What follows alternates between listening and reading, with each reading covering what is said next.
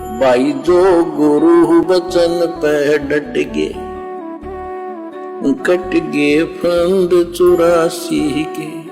परमात्मा के लिए कुछ भी असंभव नहीं है।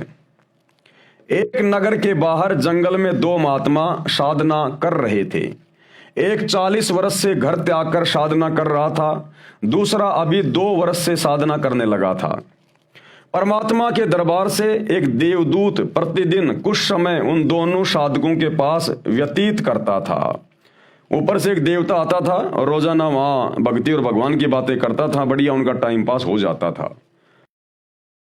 दोनों भक्तों के आश्रम गांव के पूर्व तथा पश्चिम में जंगल में थे। बड़े भगत का स्थान पश्चिम में तथा छोटे भगत का स्थान गांव के पूर्व में था। देवदूत प्रतिदिन 1-1 घंटा दोनों के पास बैठता, परमात्मा की चर्चा करते थे। दोनों साधकों का यानी भक्तों का अच्छा समय व्यतीत होता। एक दिन देवदूत ने भगवान विष्णु जी से कहा कि भगवान, कपिला नगरी के बाहर आपके 2 परम भगत रहते हैं। श्री विष्णु जी ने कहा कि एक परम भगत है, दूसरा तो बनावटी भगत है। देवदूत ने विचार किया कि जो 40 साल से साधना कर रहा है वो पक्का भगत होगा, क्योंकि लंबी लंबी दाढ़ी, सिर पर बड़ी बड़ी जटा यानी बाल हैं और समय भी 40 वर्ष बहुत होता है। देवदूत बोला कि हे प्रभु, जो 40 साल से आपकी भक्ति कर रहा है वह होगा परम भगत। अब प्रभु ने कहा कि नहीं, वो नहीं है। प्रभु ने कहा नहीं, दूसरा जो 2 साल से साधना में लगा है, भक्ति में लगा है। प्रभु ने कहा कि देवदूत, मेरी बात पर विश्वास नहीं हुआ। देवदूत बोला, प्रभु ऐसा नहीं है, परंतु मेरी तुच्छ बुद्धि यही मान रही है कि बड़ी आयु वाला भी अच्छा भगत है। श्री विष्णु जी ने कहा कि कल आप देर से पृथ्वी पर जाना और दोनों ही देर से आने का कारण पूछेंगे, तो आप बताना कि आज प्रभु ने हाथी को सुई के नाके से निकालना था, वह लीला देख कर आया हूं, इसलिए आने में देरी हो गई। जो उत्तर मिले उससे आपको भी पता लग जाएगा कि परम भगत कौन है। पहले प्रतिदिन देवदूत सुबह 8 बजे के आसपास बड़े के पास जाता था और 10 बजे के आसपास छोटी आयु वाले के पास जाता था। अगले दिन बड़ी आयु वाले के पास दिन के 12 बजे पहुंचा। देर से आने का कारण पूछा तो देवदूत ने बताया कि आज 11:30 बजे दिन के परमात्मा ने लीला करनी थी, वो देख कर आया हूं। 40 वर्ष वाले ने पूछा कि क्या लीला की प्रभु ने, बताइएगा। देवदूत ने कहा कि श्री विष्णु जी ने कमाल कर दिया, हाथी को सुई के नाके में से यानी सुई के छेद में से निकाल दिया। ये सुनकर भगत बोला कि देवदूत, ऐसी झूठ बोल जो सुने उसे विश्वास हो। ये कैसे हो सकता है कि हाथी सुई के नाके में से निकल जाए, मेरे सामने निकाल कर दिखाओ। अब देवदूत समझ गया कि भगवान सत्य ही कह रहे थे, ये तो पशु है, पशु, भगत नहीं, जिसे परमात्मा पर ही विश्वास नहीं कि वह सक्षम है। जो कार्य मानव नहीं कर सकता परमात्मा कर सकता है, उसकी भक्ति व्यर्थ तथा बनावटी है। देवदूत नमस्ते करके चल पड़ा। अब देवदूत ने जब सुनी उसकी बातें, उसका जवाब, और उसने कहा कि देवदूत, ऐसी झूठ बोल जो किसी को विश्वास के योग्य लगे। अरे सुई के छेद में से कभी हाथी निकल सकता है क्या? मेरे सामने निकाल के दिखा। तो देवदूत ने कहा, अरे तू तो पशु है, पशु, जानवर। उसके सामने तो नहीं कहा, बेचारे डरते ने, कि जब इसको इतना ही विश्वास नहीं है और मैंने अगर इसको कुछ बोल दिया तो कहीं मेरी पिटाई ना करने लग जाए। तो देवदूत ने मन ही मन में सोचा कि ये तो जानवर है, पशु। अरे एक तरफ तो भगवान की भक्ति करने का और उसके लोक में जाने का ड्रामा कर रहा है, ढोंग कर रहा है, भक्ति कर रहा है, और तुझे अपने भगवान पे विश्वास नहीं है, तू जिसके लोक में जा रहा है। तो खाक तू भक्ति सफल करके भगवान के लोक में जाएगा, जब तुझे अपने परवरदिगार, अपने अल्लाह पे तुझे विश्वास नहीं है। तो देवदूत वहां से चल पड़ा दूसरे भगत के पास में। देवदूत नमस्ते करके चल पड़ा और छोटे भगत के पास आया। भगत ने देरी से आने का कारण पूछा तो देवदूत ने संकोच के साथ बताया कि कहीं ये कोई गलत भाषा ना बोल दे। अब देवदूत यानी वो फरिश्ता, मुसलमान धर्म में उसको फरिश्ता कह देते हैं, हिंदू धर्म में देवदूत कह देते हैं। अब वो देवदूत बेचारा थोड़ा सा घबरा गया कि जब बड़े वाले ने ऐसा जवाब दे दिया तो छोटे वाले के पास कहाँ बुद्धि होगी, ये कहीं मेरे को गाली वाली ना निकाल दे, अभद्र भाषा का प्रयोग ना कर दे। कहा कि भगत क्या बताऊं, परमात्मा ने तो अचरज कर दिया, कमाल कर दिया, देखकर आंखें फटी की फटी रह गई। परमात्मा ने हाथी को सुई के नाके यानी धागा डालने वाले छिद्र के अंदर से निकाल दिया। अब ये बात सुनकर भगत बोला कि देवदूत जी, इसमें आश्चर्य की कौन सी बात है? अरे परमात्मा निकाल दे पूरी पृथ्वी को सुई के नाके में से, हाथी की तो बात ही क्या है। देवदूत ने भगत को सीने से लगाया और कहा कि धन्य है आपके माता पिता जिनसे जन्म हुआ, कुर्बान हूं आपके परमात्मा पर, अटल विश्वास पर। भगत को परमात्मा पर पूर्ण विश्वास होना चाहिए कि परमात्मा जो चाहे सो कर सकता है।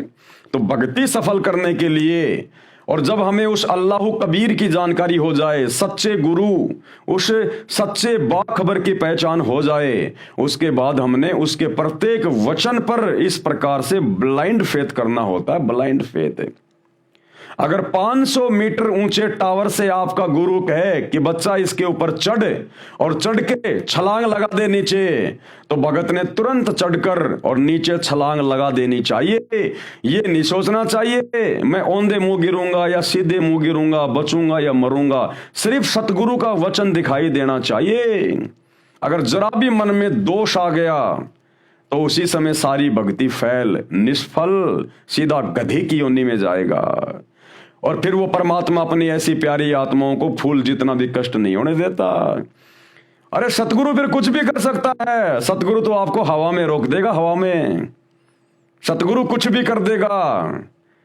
अरे आज से 300-400 साल पहले यदि कोई व्यक्ति ये बात कहता कि भाई 300-400 साल बाद वे आगे जाके सन 1900 के आसपास और 1000 टन लोहे का जहाज और उसके अंदर 400-500 आदमी बैठा करेंगे और वो ऊपर आसमान में उड़ के जाएगा और 1 घंटे में 500-700 किलोमीटर की दूरी तय कर देगा, ऐसी ऐसी आदमी यात्रा किया करेंगे। अब ये बात यदि कोई 400 साल पहले बोलता तो उसको सबसे बड़ा मूर्ख समझा जाता, सबसे बड़ा मूर्ख। और लोग कहते ले भैया ये 1 रुपए का सिक्का, इसको तो उड़ा के दिखा दे तू। बात कर रहा 1000 टन के लोहे के जहाज आसमान में उड़ेंगे। लेकिन आज उड़ रहे हैं कि नहीं उड़ रहे भाई और बहनों? उस समय यदि कोई ये बात कहता कि आने वाले समय में आदमी हजारों किलोमीटर दूर बैठकर बिना किसी तार के, बिना किसी लाइन के, और एक छोटा सा डब्बा होगा उसको मोबाइल नाम दिया जाएगा और आदमी बात किया करेगा, आपस में शक्ल भी देखेगा, वीडियो कॉल हुआ करेंगे। अब 400 साल पहले भला कौन यकीन करे इन बातों पे, लेकिन आज हो रहा है।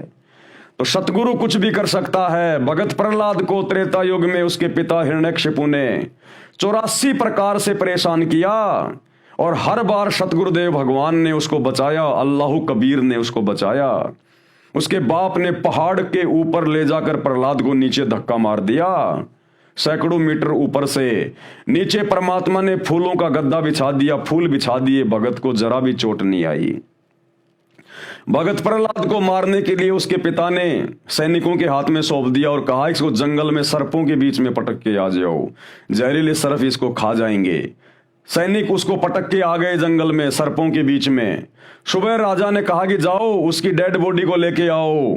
जब सैनिक गए तो गर्मी का समय था, भगत प्रहलाद सो रहा था और सर्प जो जहरीले सर्प थे वो अपने फन उठाकर छाया किए हुए थे, छाया नहीं मरा।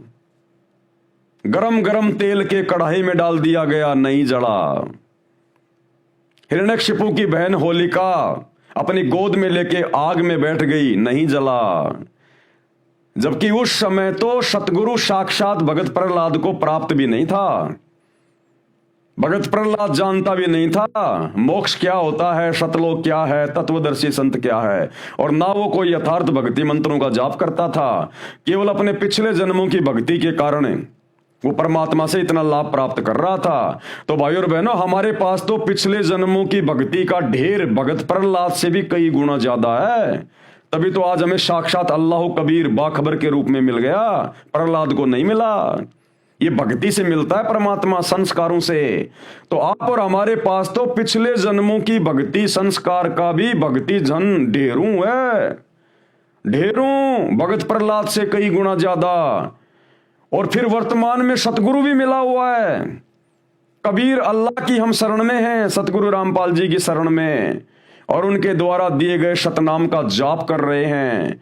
तो भाइयों और बहनों, क्या हमारे ऊपर परमात्मा आपत्ति आने देगा यदि हम अपने गुरुदेव भगवान पर दृढ़ विश्वास करके भक्ति मार्ग पर मर्यादाओं के साथ लगे रहे? तो ये विश्वास की बातें हैं। ये इतना विश्वास हमने आंख बंद करके अपने गुरु पे करना पड़ेगा, केवल अपने गुरु पे। अगर हमारे गुरु का नाम लेकर अगर कोई थर्ड पर्सन हमें कोई आदेश देगा तो हम फॉलो नहीं करेंगे।